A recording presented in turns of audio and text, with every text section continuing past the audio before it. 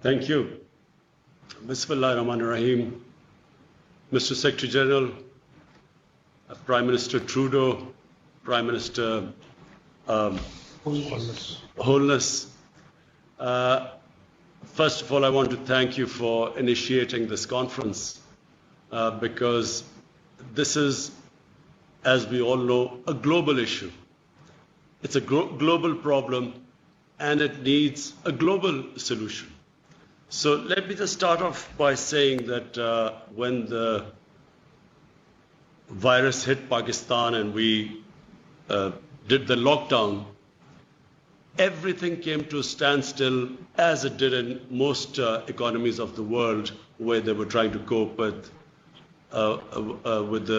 stopping the spread of the coronavirus.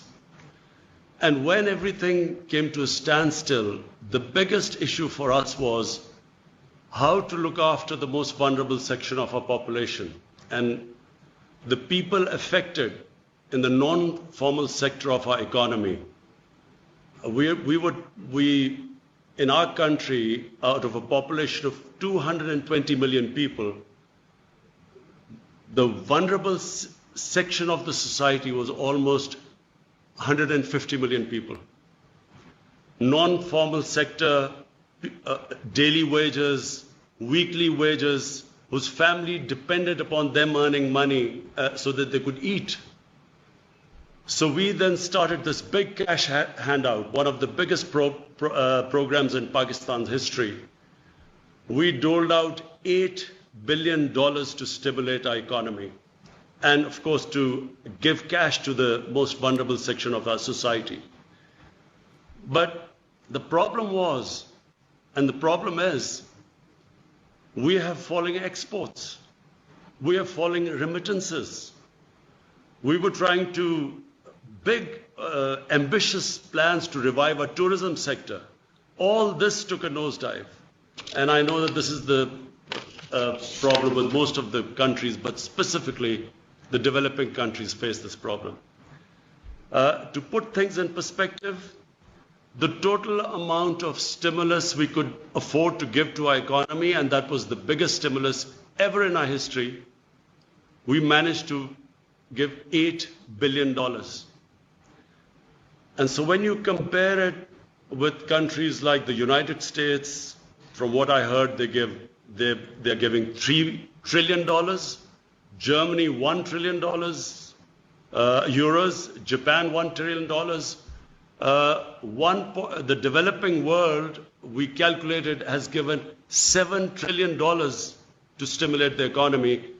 And when you compare that with the developing world, unfortunately, we do not have the fiscal space to revive our economy, to look after the most vulnerable section of our society. And in case of our country, we still have this huge, ambitious program of fighting climate change by planting 10 billion trees. So all this money got diverted into dealing with the effects of the coronavirus lockdown. So all I want to say is that it is very important for the developing world to, at this critical juncture, look after the people of the developing world which are struggling.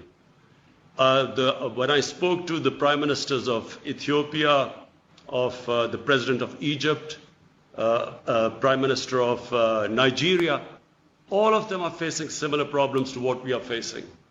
And therefore, I really welcome the G20 for taking this big initiative of giving debt relief.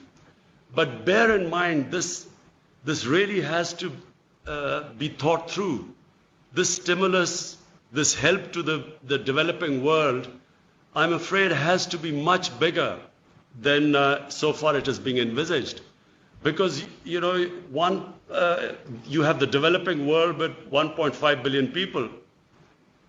You have, the developed world, but the developing world with a population of 6 billion people, unless the problem is dealt with holistically as a global problem with global solutions, the world is not going to recover from this recession if the bigger part of the world's population is wallowing into poverty.